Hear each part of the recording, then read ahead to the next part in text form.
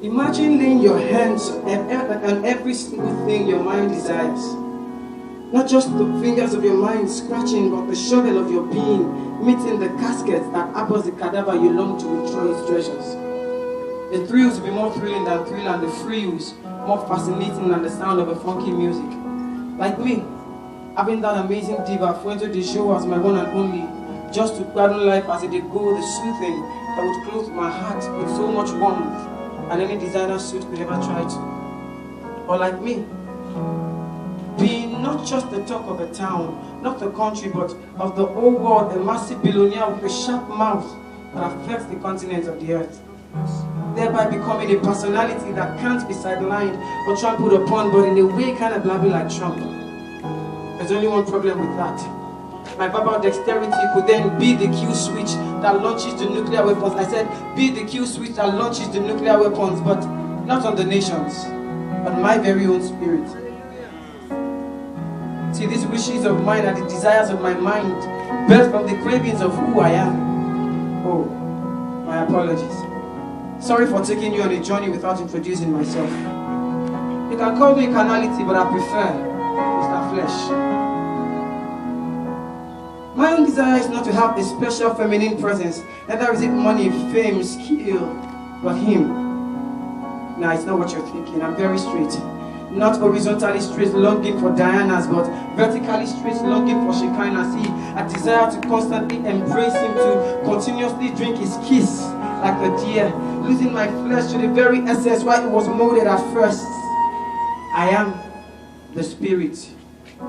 And I long to live in a realm that is seemingly abstract, but absolutely and extremely purified, sanctified, dignified, and glorified, where I could just rest in his arms.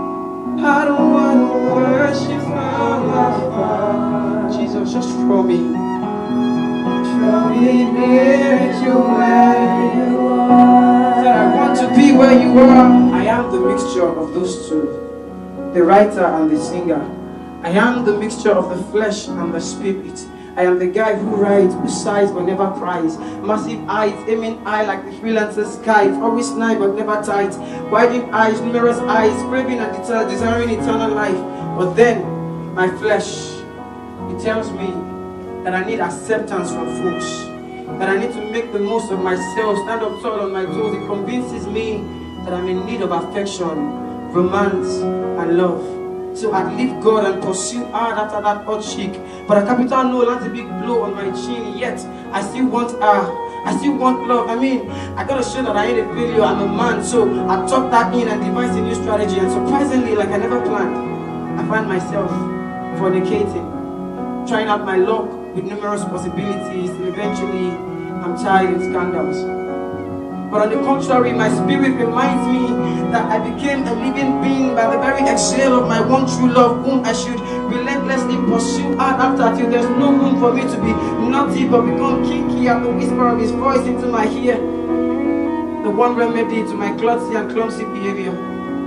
See, the genesis of my being is the air that it breathes, so no matter what my acts might be, my revelation wouldn't be divine if it is outside his will and presence for real.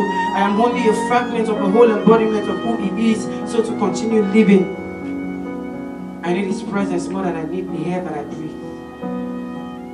The things I want to do, I eschew them. The things that I detest, I do them. I think now I understand Paul much better. If you bring out the spiritual thermometer, you find out that I'm somehow coldly hot and at the same time hotly cold. But please, before you throw the stone, bring out your phone, and from every detail on it, you probably find out that you and I are on the same note. I'm probably the dirtiest saint in this room. I know. I'm not the most perfect person, and definitely this is not the most perfect piece you've ever heard, but I never knew it. I thought I was cool, but I was never cool. I thought I was fool, but I was never fool. Only a fool to eat the counsel that was never true, yielding to my flesh. But I think I've been on this mundane lane for too long, so it's about high time I swerve the wheel and move to the service lane, where my life is in no submission to the flesh, but totally in surrender to the Father. For that is my reasonable service.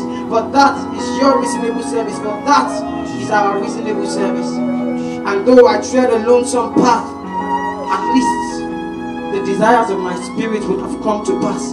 Touching that very tomb he rose from, where abundance of treasures abound. But my earthly folks, they won't understand this translation. They won't understand this transformation, because I, for real, I would know that totally and truthfully I've been transformed. See, trans means across. So my trans being, my flesh on the cross, I will live this life, this earth, this mundane, with my flesh on the cross, reaching for that realm that is absolutely, extremely purified, dignified, sanctified. But then with the knowledge that one day there will be the greatest translation ever, the translation into the realm that is so real and tangible, the realm that is extremely purified, dignified, sanctified and purified, where I can just sing to him, and that place is called what? Heaven. Because by the time I get there, my spirit will forever be reunited with the one's true love. God bless you.